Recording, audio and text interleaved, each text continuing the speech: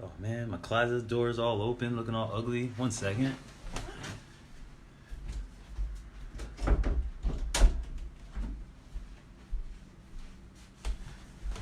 Where I keep all my supplies. Well, hey everybody. Welcome to another episode of Daily Motivation, 365 days of consistency. So we can do the same things over and over again till they become habit. And again, this is Rich Fontaine. If I don't shout you out, it's just because I can't see you. But I do appreciate the love and you taking your time to watch this. Oh, I just saw a thumbs up. Hey, Marilyn. Thank you for watching. I really appreciate it. And thanks everybody for, hey Jasmine, thank you for watching. I really appreciate it. And I appreciate everyone taking your time to watch these. I know it's not easy with our busy lives, so that you take the chance to even watch this live or later, I just want to say my humble appreciation to all of you out there. And I hope this serves you well. So this one's really important. This one's really, really important. I actually got a stimulus check. Me and Jazz got it yesterday. And I was doing some thinking of, how are we going to use the money? And it reminded me of one of my favorite books called, from George S. Clanton, The Richest Man in Babylon. I don't know if that's backwards. If it is, I'll type it in the comment section, The Richest Man in Babylon. I advise, I don't care if you're an entrepreneur, you're just a regular person, you have a regular job, a 9 to 5. This is the book to read. Still waiting on mine. Hey, sorry, Marilyn, but this is the book to read. I don't care where you are financially. This is like the gold. This is the money management Bible, if you will. And if you've never read it, it's an old book. I think it came out in the 1970s. But the concepts are still related today. And it's from the keys learned in Babylon, one of the richest cities ever to exist on this planet, and how they became wealthy. So before you go out and spend your stimulus check on, I don't want to diss you guys. I want to assume what you buy. But before you buy the coffee or the new clothes or even pay your rent or your old bills, I want you to read or listen to the 5 Laws of Gold from this book, The Richest Man in Babylon. The 5 Laws of Gold. And they say gold because they're talking, Babylon, they had gold as currency. But I like to say the 5 Laws of Money. And many people, hey, Rich, you're a spiritual guy and, you're in tune. Why talk about money? Because I believe one thing. I think money, financial success is part of your personal success. Because if you're struggling financially, it makes more people more frustrated. It makes you more sick. Sometimes it gets you older. They say the leading cause of all divorces is financial. So your financial situation does affect your personal situation. As well, I feel like your personal situation affects your financial.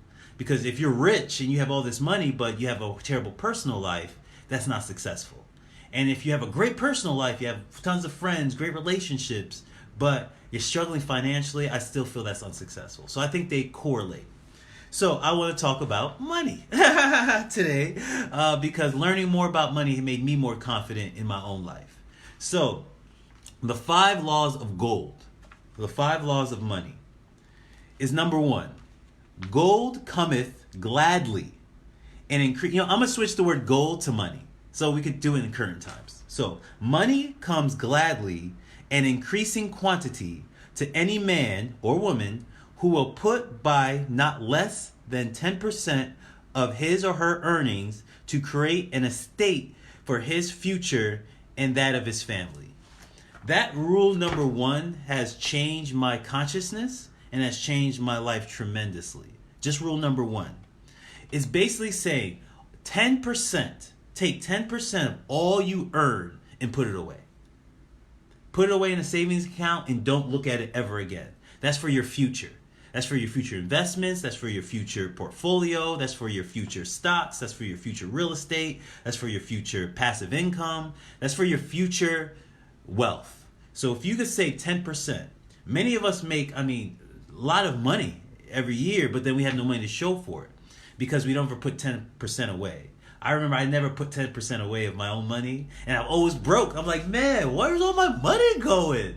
And I had nothing to show for years of working as an engineer with a decent salary. I didn't really have anything to show for it. Until I took the Million Mind Intensive and I started following these laws, and I put 10% away of my income every time. Law number 2, money laboreth diligently and contentedly for the wise owner who finds for it profitable employment, multiplying even as the flocks of the field. Now, I know all these words are weird. It's a very old school way of talking. But what he's saying is, if you take that 10% that you saved and then you put it in something that will help multiply it. Warren Buffett talks about compound interest. That if you put it in an index fund, that after 7 years, the money that you had just doubled. It just doubled. So if you put it in, I wouldn't put it in a traditional bank account because the interest rate's really low. But some offshore bank accounts, I use an offshore bank account that gives me, was giving me about 2.5% of all my savings. So whatever you could put your money in that will double your money. Some people put it in investments, in stocks, investing in themselves. But for this particular 10%, I would put it in something that will help multiply it, help increase that percentage versus keeping it solely at the 10%. So you take 10% of your income and you put it in something that multiplies it. Rule number 3, money clingeth to the protection of the cautious owner who invests it under advice of men wise in its handling.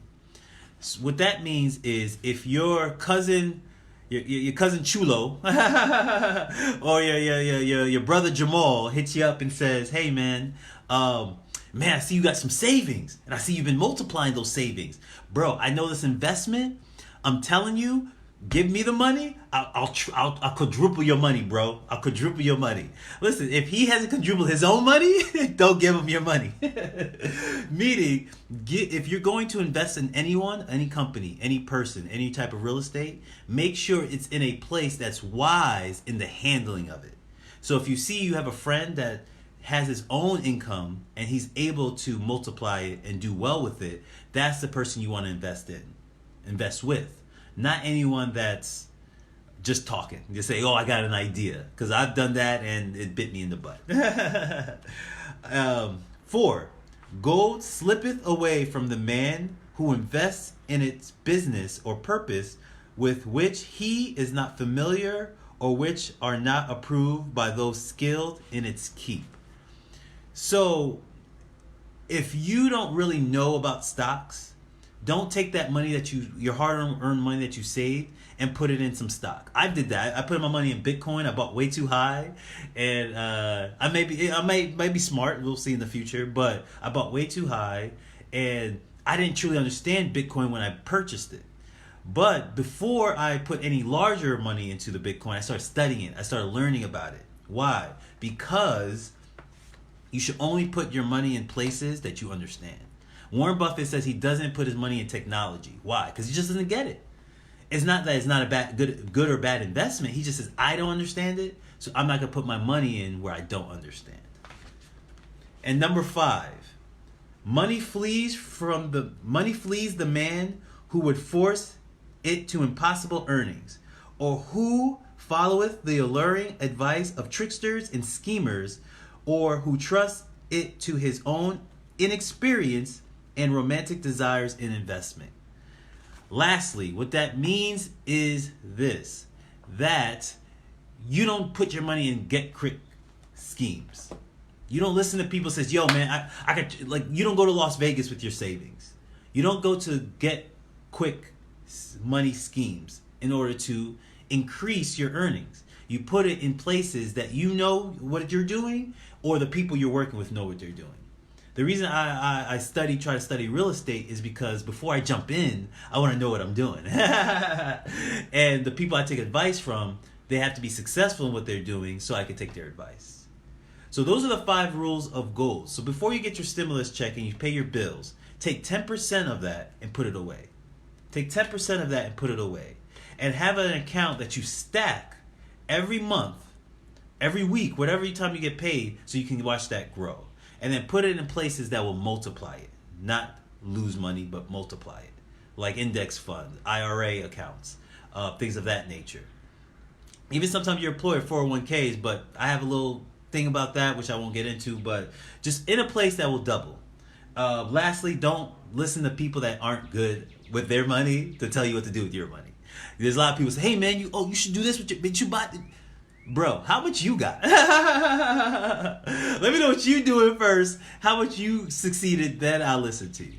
And if you do those 5 rules of gold, 5 rules of money, that will increase your bank account, and then next year you won't need a stimulus check.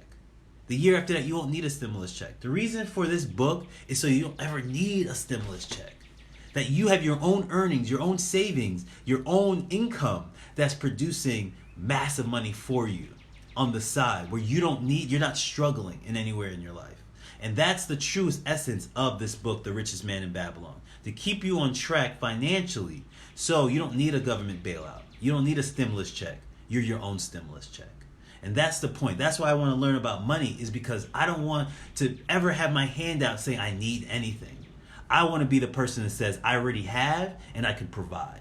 That's truest essence of abundance, that I have enough that I can help other people. So if my sister, my cousin, my mom, my dad, my friends call me up, and I've had that, hey Rich, I have a little problem, can you help me out? And it's the greatest feeling I have that I'm able to. When I'm able to say, hey, don't worry about it, man. I'll send you $200. I'll send you $500. When I'm able to do that, I feel better about myself.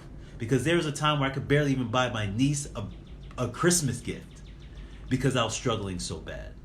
So many people says, I'm into the spiritual. I don't really want to learn about money until you're struggling. That's when you're like, man, you know what? I need to learn a little bit more. And my advice to start with this book. This is how I started, with this little small book. Very small, not many pages, small book called The Richest Man in Babylon. It's free on YouTube. No excuses. And that will start you on the process of thinking about money in a way that generates income long term and doesn't depreciate in the short term. Love is love. I appreciate all of you. I know you didn't come for math class or money marketing or management class, but trust me, this is for your own personal success. When you're able to provide for yourself and others, trust me, you've reached upper echelon that 98% people never do. I love all of you. I thank you so much for your time, and I hope this served you well. Either you agree with me or not agree with me, but either way, I feel this was a successful conversation. Namaste.